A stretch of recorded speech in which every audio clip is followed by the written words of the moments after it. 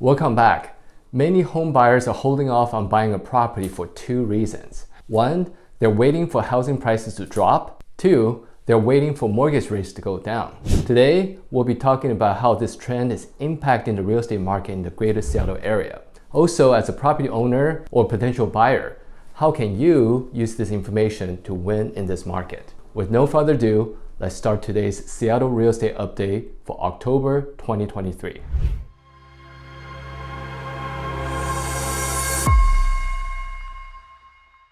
Hi, if you're new to this channel, welcome.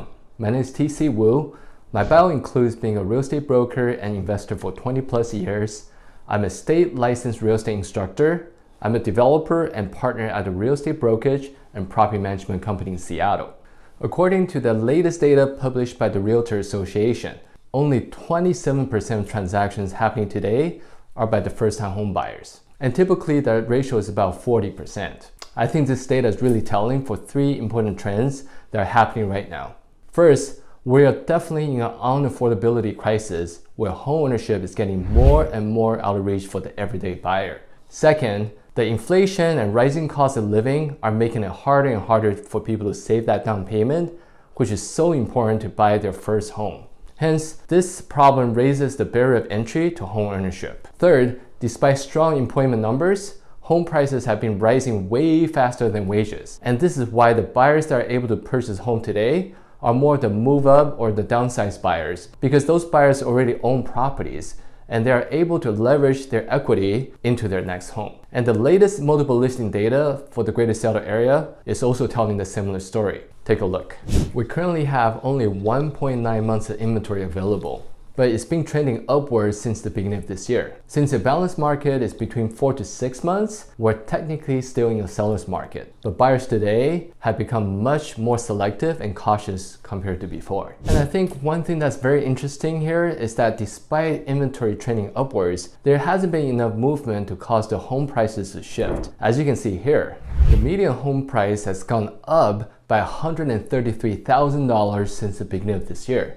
But once we reach June, the prices have essentially gone flat. It have not gone down, but it's basically flattened out. As I always say, the number one saving grace from a real estate crash is low inventory. 2023 has been a very unusual year for the greater Seattle real estate market because our new inventory in the summer months had never even come close to the same time in the previous years. For example, over the past 3 years, we have been getting about 3,000 to 3,800 homes for sale on a monthly basis in the summer. But this year, we have only between 2,000 to 27 homes entering the market each month. In other words, we have been getting about 30% less inventory than historical levels. And this is exactly why, even though the drastic increase in interest rates has essentially reduced the demand greatly, the dip in the available homes for sale have been tipping the balance back and allow the home prices to remain strong. Finally, the average interest rate for 30-year fixed mortgage is now pushing towards 8% per Mortgage News Daily. In the short run, it's likely the rates will continue to go up and we may see A+ mortgage rates soon. And this is why. Currently, the US inflation is sitting at 3.7%, which is a drastic improvement from last year when the inflation rate was peaking at 9.1% in June. However, Federal Reserve Chair Jerome Powell just announced that the inflation is still too high. Therefore, investors are expecting the Fed to continue to tighten its monetary policy. Meanwhile, yield on the 10-year treasury note shot up to almost 5%. And if you've been following this channel, mortgage rates strongly correlates with the yield on the 10-year treasury because investors use the yield on the 10-year treasury as the benchmark for other forms of investments, such as mortgage-backed securities, which in turn determines the mortgage rates. My advice for sellers is that if you need to sell within the next 12 months and are waiting for the condition to improve, I would recommend selling sooner versus later. The reason is that we still have very limited inventory, which is the biggest driver upholding the current housing prices. However, the supply has been trending upwards since February of this year. And at the same time, the Fed is projected to continue to soften the demand until inflation is more under control. Therefore,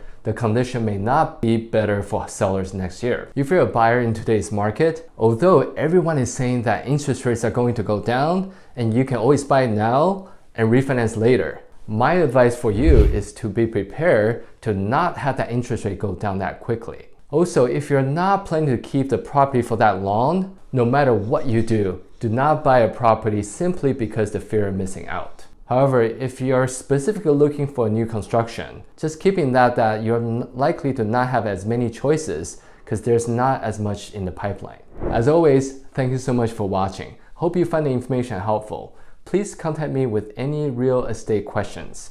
Please subscribe to this channel so you can receive our weekly 1-minute updates. I wish you well, I wish your family well, and I look forward to seeing you next time.